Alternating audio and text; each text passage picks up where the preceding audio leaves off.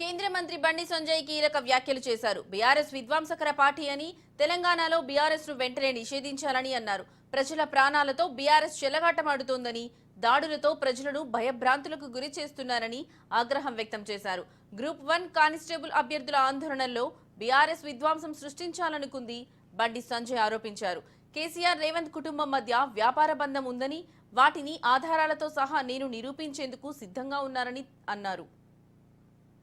ఇక్కడ పోసుకొని ఇవాళ ఒక భయానక వాతావరణంలో వాళ్ళ జీవితాలను కొనసాగించే పరిస్థితి రైతులది. రాష్ట్ర ప్రభుత్వము ఇసలు టార్గెట్ ఎంత అంటే 90 లక్షల మెట్రిక్ టన్నులు. నవంబర్ 15వ తారీఖు వరకు రాష్ట్ర ప్రభుత్వం యొక్క టార్గెట్ ఎంత అంటే 20 లక్షల మెట్రిక్ టన్నులు ధాన్యాన్ని కొనుగోలు చేయాలి. ఇలా 17th వాళ్ళ 15వ తారీఖు అయిపోయింది. 20 లక్షలు కాదు కదా, దాని సగం కూడా కొనుగోలు కాదు. ఇప్పటికే 20% ధాన్యాన్ని అడ్డి పవసరం అమ్ముకున్న రైతులు ఈ ప్రభుత్వం మీద నమ్మకం లేక ప్రభుత్వం కొనుగోలు స్టార్ట్ చేయకపోవడం వలన తక్కువ రేటుకు బ్రోకర్లకు రైతులు 25% ధాన్యాన్ని అమ్ముకున్నారు. పాలసీ మార్చేసారు ప్రభుత్వం రాకముందు, ప్రభుత్వం వచ్చిన తర్వాత. వచ్చిన కన్నా ఇస్తారా అంటే ఎంత గ్యాంబ్లింగ్, ఎంత దుర్మార్గం అంటే రాష్ట్ర ప్రభుత్వం అది. ఇవాళ మన రాష్ట్ర ముఖ్యమంత్రి గారు ఏమన్నారు, సంబంధిత మంత్రి ఏమన్నాడు, 50 లక్షల మెట్రిక్ టన్నుల ధాన్యానికి సన్నబోట్లు, ఈ సన్నబోట్లకు మేము బోనస్ ఇస్తాం, 500 రూపాయలు బోనస్ ఇస్తామన్నారు. దీనికోసము 2500 కోట్ల రూపాయలు 20,000 కోట్ల రూపాయలు దీనికి పెట్టుకోవాలి, మేము రెడీ ఉన్నాయి, పైసలు ఇచ్చేస్తాం. ఇవి మరి ఆల్రెడీ 25% అమ్ముకున్నారు ప్రభుత్వం కొనలేక. ప్రభుత్వం ప్లాన్ ఏంది, ఇంకా కొంచెం